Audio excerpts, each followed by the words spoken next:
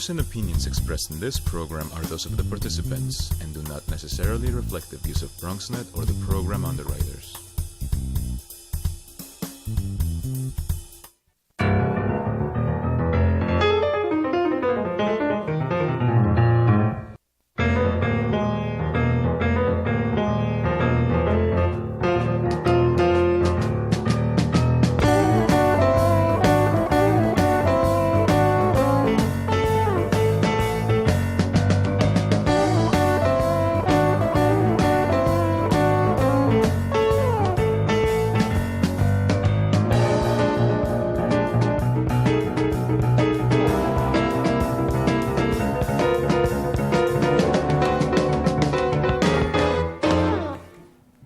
Good evening and welcome to Bronx Talk. Over the years on this program, we've looked for interesting ways for Bronxites to look at themselves and our unique borough. Tonight's guests have put together a website, a concept really, called Bronx Narratives, where using strong photography and videography, you can find unique photos and mini-docs about people of the Bronx and what the website calls a fresh view of our community. What I like about it, and what we will be discovering this evening, is that these are everyday stories about everyday Bronxites. People who we can not only relate to, but people who is us. It's us. So stick around for Bronx Narratives on Bronx Talk tonight. The phones will be open for calls, comments, or questions. You can dial in at 718-960-7261 and let us know what you think. You can also submit questions or comments to us at BronxTalk@BronxNet.org or on the Bronx Talk Facebook page, and we'll read them on the air during a future edition of our program. For the here and now, the founder and creative director of Bronx Narratives, D'Andre Green. Good evening, sir. Thank you for joining us. Thank you. And also the Bronx Narratives lead editor and creative director, it's Dakota Letman. Good evening. Thank you for joining us. Thank you. D'Andre, it's your show. What do we got here? So just explain to me about the origin of Bronx Narratives and how we came to this point that Gary was so excited about it so that he had to put it on TV one night. Yeah, so Bronx Narratives started last summer with Dakota Letman. I met her in Brooklyn, and amongst the conversation was the Bronx over a joke. We ended up sharing an Uber going back to the Bronx and just had a nice conversation. And the Uber driver actually interrupted and said, "Yeah, I'm from the Bronx." Really? So you had a driver from the Bronx? Yeah, he's like, I didn't want to interrupt the conversation. And from there, it was like divine intervention. Like, maybe I need to create like a project. And this is something I had in the back of my head for a while. And I think over the fall, we started like really brainstorming concepts, like meeting up almost like every week. And it became a photo series, exhibition, and a short film. What was the objective? And give me, you don't have to talk about the specifics of that conversation, but what was it about the Bronx and your common understanding of the borough that made you say, not only this is the right person I want to work with, but this is what we want to lay out for literally the world because it's on the internet? I think it's the stigma and how people interact with the Bronx. Like, people see the Bronx from, people that don't come up here often see it from a different lens than the people that live here. Mm-hmm. And I wanted to share like what I see, what I, go through, what inspires me in the Bronx. We're going to give folks a chance to look at some of the videos. We'll certainly look at the pictures. But talk to me about, even just before we even bring Dakota into the conversation, about what is that vision? When you look through the lens of your camera or through, decide to make a video, what is it that you want to show about the Bronx that maybe people don't realize? That there's life up here just like any other borough, Everyone kind of assumes that it's like, like the 80s or something, has that stigma drawn to it, the crack era, but it's improving, It's not perfect yet, but I just want to showcase what, the daily life of the Bronx, from your ordinary person selling fruits to your young kids with a lot of energy on the and train. that's in my mind also, and which is why we brought them on here. That's the beauty of it, is the daily life, our daily interactions, people who may not be your same ethnicity or your same economic status or whatever it is, and yet we interact on a regular basis. To me, that's one of the most wonderful things about the borough. But I don't want to put words in your mouth. So what about the Bronx was interesting to you and also made you say this was a project you wanted to be part of? Well, I think what it was is that Dondre and I, both growing up, although we didn't grow up together, we had similar views. I never really spent a lot of time here in the Bronx outside of going to school. Even though you grew up here? Even though I grew up here. I always went to the city. We met in Brooklyn. It was always somewhere else outside of the Bronx. I was one of the people that thought, what's here? There's nothing here for me, so why should I be here? But then I think it wasn't until late or most recently that I just realized there are a lot of things here that we can appreciate. And when we started talking, we're like, well, why don't we create that platform? Because I think we'll grow a new appreciation for it as well as our audience. So it was definitely a learning experience for both of us and for me. Talk about, I probably should ask him a little bit, but talk about your actual input into the creation of all of the projects we're going to see. You run the camera, you ask the questions. What do you do? What does he do? Okay, so Dondre's the photographer. He is the photographer. My background is PR, so I do public relations. And when we went into this, we did not think we would start a online publication. We did not think it would be something long term. We kind of just wanted to host an event where we can bring other people that's not from the Bronx and also from the Bronx out. So going into it, I was mainly the event planner and just handling all of the logistics and just kind of putting the vision together as far as making it come to life. How long ago was that? This was August? Last summer, yeah. Yeah, Last we summer. started So in we're August. about a year into this project. We were just saying that. And talk to me about your background. You're a photographer. Yeah. You learned photography. I mean, Yeah. grew up in the Bronx. Give us a little bio so people know who they're talking to. So I've lived in the same house for all my life There you go. in Allerton, around Allerton. And photography was just a natural thing that came to me. Like, I never thought I'd become a photographer by any means. I picked up a camera and learned by myself. And I went into graphic design just to learn about branding. And that's where, like, a lot of the site, the website, it's a lot of branding, good design because of my design background. And yeah. BronxNarratives.com. Yeah. So people, I mean, you could see the stuff that we're going to show. It's not like we didn't grab it out of the sky. We took it off the website. But I want people to, while you're watching the show, you can sit there with your laptop or on your iPad and take a look and see some of the beautiful things. So I think I want to start and just show something, right? Sure. We're okay? We're good with that? So the first one we want to show is something called Bronx Living. So does either one of you want to describe it and say Sure. what it is? So- Give us a little teaser. It's a couple of minutes long. You're gonna love this. Don't go away. Go ahead. So Kayla Smith, who's actually a part of the team, she wrote this piece at our second exhibition at the Mixed Coffee House. And when I heard The it, Mixed Coffee House? Yeah. Is that a place that I should know? you may have. It You was can a embarrass me. It's okay. It was a pop-up shop in Oh, Mount okay. Haven. Okay. But she wrote the piece, and I heard it, and automatically I just had like visions of the words. It was so strong to me, and immediately we just worked on.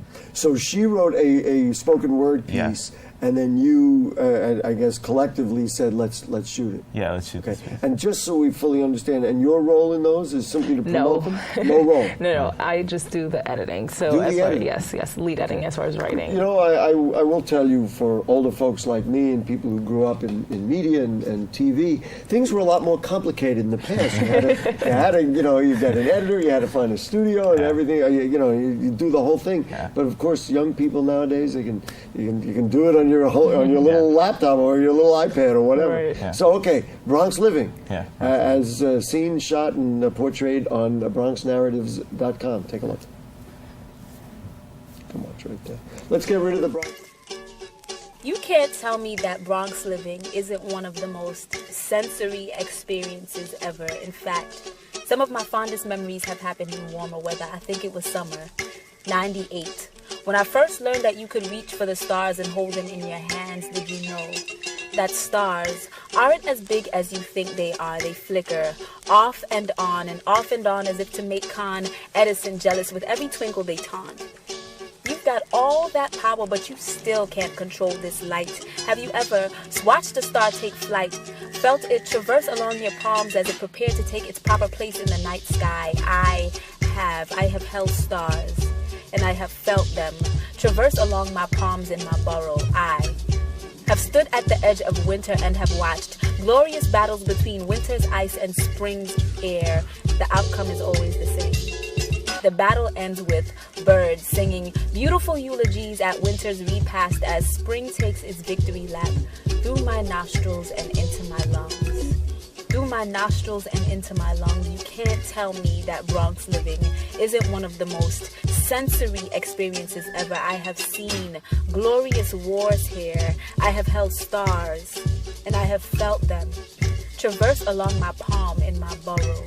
I have heard summer soundtrack front row from my porch as generous passers-by left windows rolled down so that we could bop our heads to the rhythm.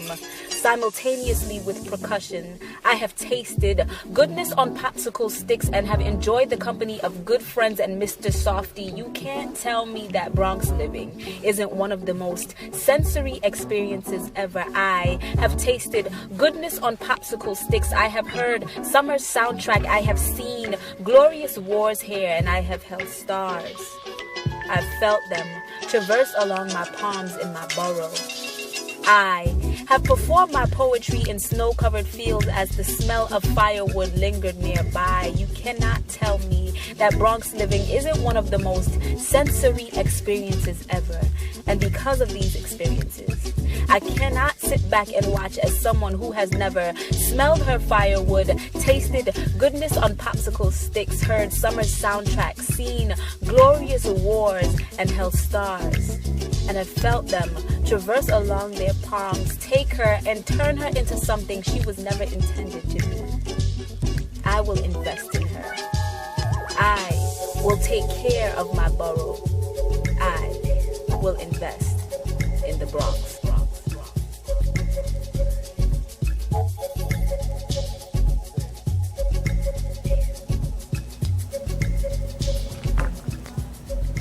Well, there it is.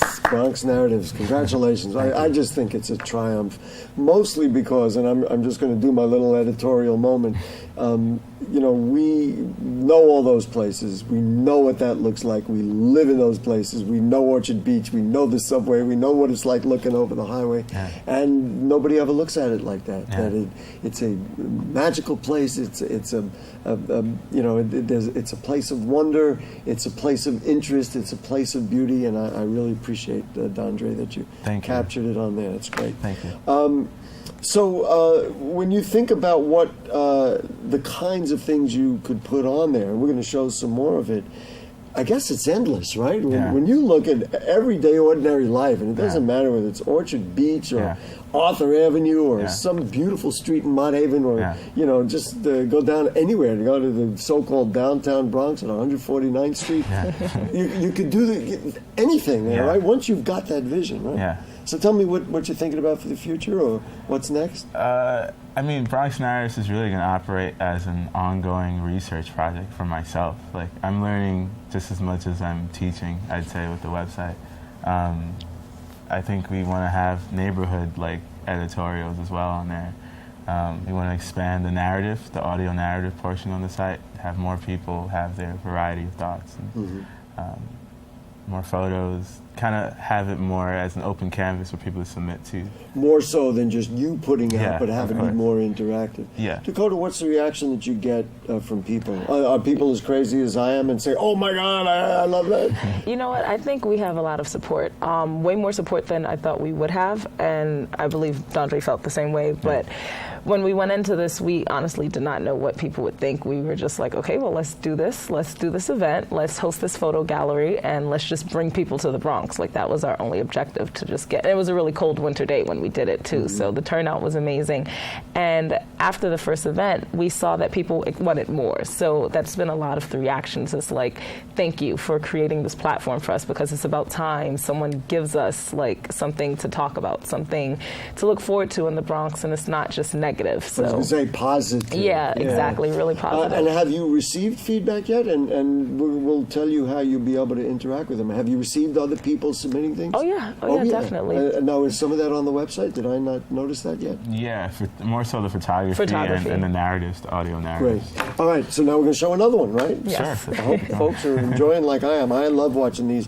This next is Pugsley's Pizza. Yeah. What is Pugsley's Pizza? So we actually learned about it at the first exhibition, and this guy recommended we go there, and I went there right after the exhibition. Why? What did they tell you that made you say you went He there? said it's like no other pizza spot, and I figured that's a big statement, you It know, is. for the Bronx. So I drove right over there. It is, considering we've got 40,000 pizza places. Exactly. What was special about it? Or we're going to see a sample, but Yeah. what was your impression? Well, I'm a huge foodie.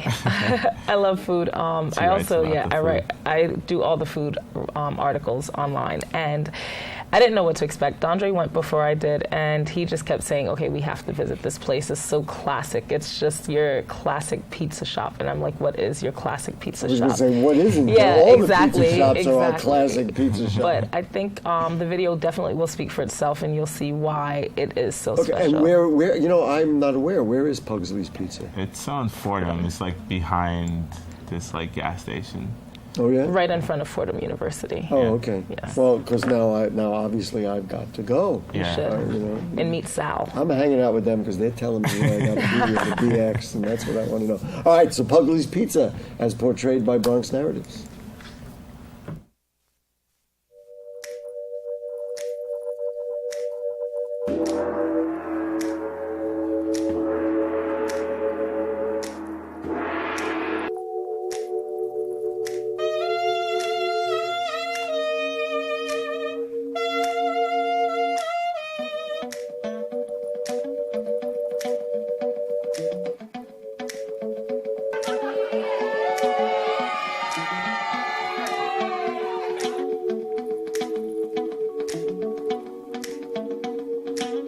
Pray for me, brothers and sisters, and I pray for you. Mr. Pietro Natale and Mrs. Alessandra Natale in Galway. Right?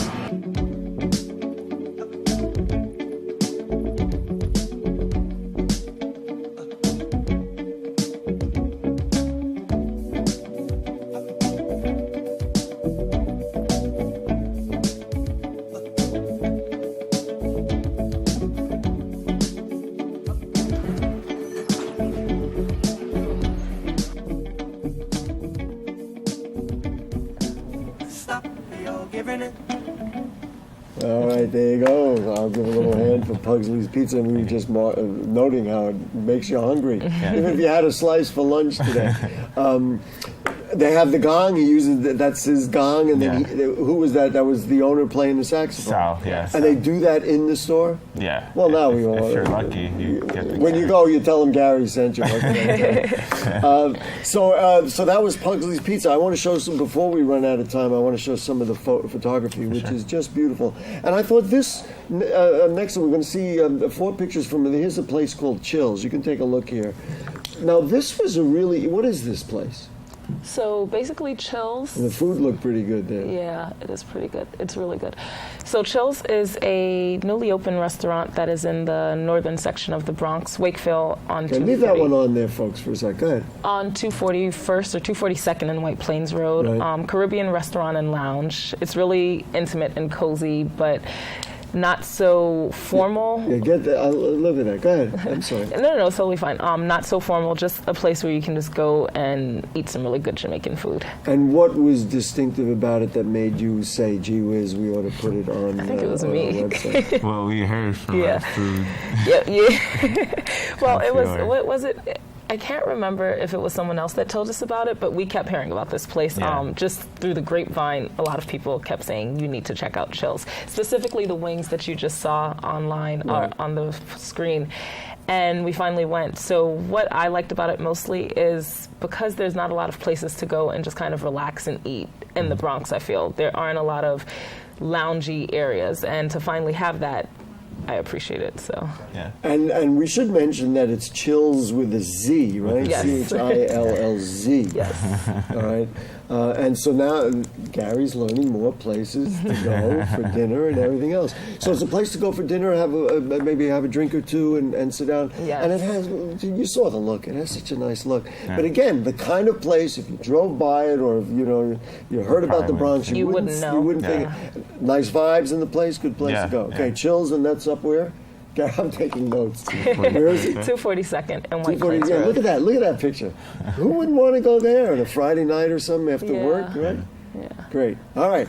So then the next one was at the Bronx Parade, right? Bronx okay, Parade. so let's. I was at the Bronx Parade. They didn't get it. Now look at that. That looks like. To me, it was just beautiful photography. These photos are from Hector Santos. He's also in the group.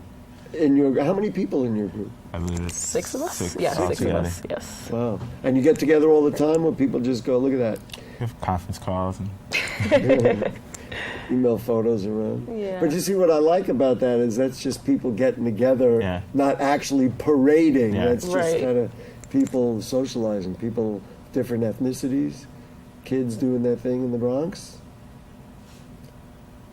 All right, and this picture, could you hold that picture? I just love this picture. Do you have anything, the background about it, or just something you saw, or he saw along the way? I believe he said he was talking to them and they kind of stopped him and wanted him to take the photo. And I know you guys will appreciate this. You look at, again, ethnicity, the range of people. I mean, this is the next one. We're going to go to this one in a minute. Hang on one second with that. But the range of people, the different ethnicities. Very diverse. And they're all part of this Community. beautiful, this community that you talked about. All right. Now, this next one is Mrs. Evelyn. Who, before we showed a quick snippet of it, who is Mrs. Evelyn? Mrs. Evelyn is your neighborhood Grandma? per grandma. se? Yeah. Okay. Hector had did the article. Yeah. Okay, so you can read about her. There she is. Neighborhood grandma. Everybody has one in their building, in their Right. neighborhood, or more than one. The pictures are just, unfortunately, she's smoking, but that's, I guess, life. Hold on, look at that. Look at the beauty of that photograph. And that was it. And where does Mrs. Evelyn live, or where does she? It White is. Plains Road, Wakefield? It is the Wakefield area, Wakefield. yeah. Wakefield, also in Yes. Wakefield. Yeah. And then there was one more series, I think it was just 2 photos that we were going to show, was My Sister's Keeper. Oh, What yeah. is My Sister's Keeper? Dakota can speak highly of them. You do? She's in the- So What I loved it was it's just, again, casual look there. But go ahead, Dakota. I didn't know. So basically, those 3 ladies, they're my best friends. We also you're have friends? yes. Oh, here we go. We also have another organization called Above and Beyond Initiative, which is a nonprofit organization for young minority women and just helping prepare them for interpersonal and professional development. So this is your organization. Yes. Now, the president came to the Bronx and debuted or talked about My Brother's Keeper. Yes. Is this yes. Related to that, or just It is not. coincidence? It is very coincidental, and we. The president I stole know, your I idea. I know. We saw that, and yeah. So My Sister's Keeper. The name of the organization is Above and Beyond I wasn't Initiative. aware of this. Okay. Go Yes, and we were actually here a few weeks ago, back in May. Not on my show. Not on your show. Oh, Not okay. on your show. But My Sister's Keeper was a initiative that we did back in March or April, where it was just where we collected toiletries for homeless women, and we launched an event at the Bronx Museum just to give all of our donations to 3 shelters in the Bronx, and that was My Sister's Keeper, just uplifting and empowering other women, no matter their circumstances. What is the future for that organization? Like, what is Just gonna to and people who want to interact, give us the website, the email, whatever you got. Yes, of phone course. call. So the email address is info@aboveandbeyondini.org. Okay, wait. Above and A&D. Beyond INI.org. Okay, and we also have info@bronxnarratives.com, so Yes. that way if anybody interacts, we could also. course. If Always, that's we're the people who want to intertwined. support this organization. Yes. How long has it been around? It's been a This is- little over I a just year. found out about it. Yes, Go no ahead. worries. It's been a little over a year.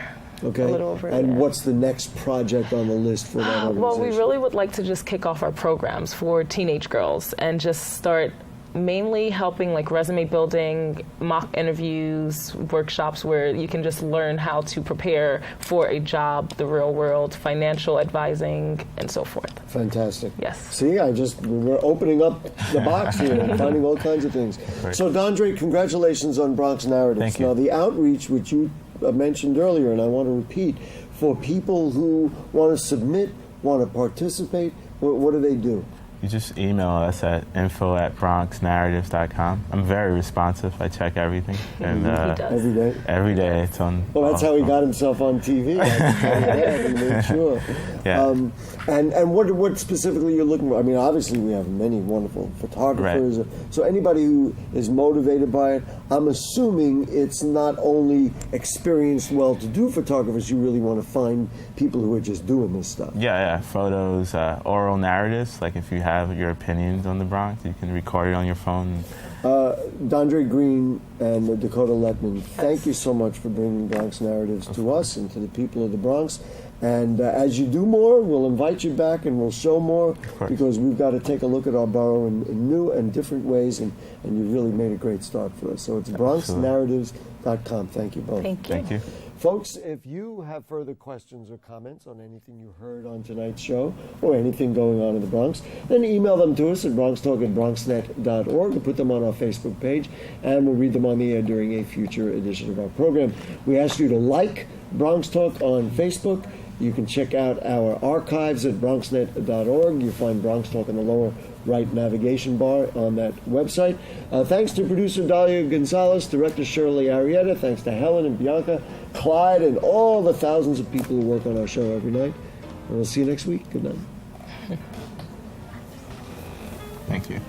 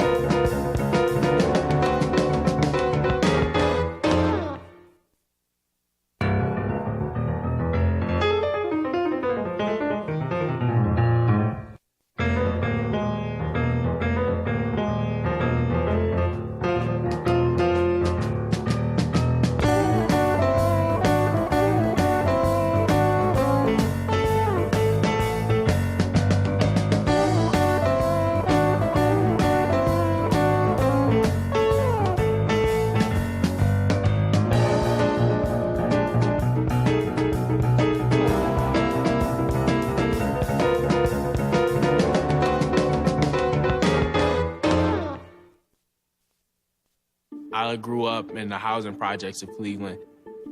I didn't even know that life could be any better than it was. Education for me has been a way to get away from the agony of what was normal life. I want to be able to impact the community, not just look back on where I came from, but to reach back to where I came from and pull some people up with me. My name is David, and I am your dividend.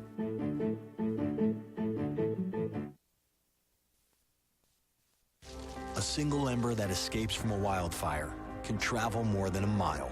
You can't control where that ember will land, only what happens when it does. Get Fire Adapted now at fireadapted.org.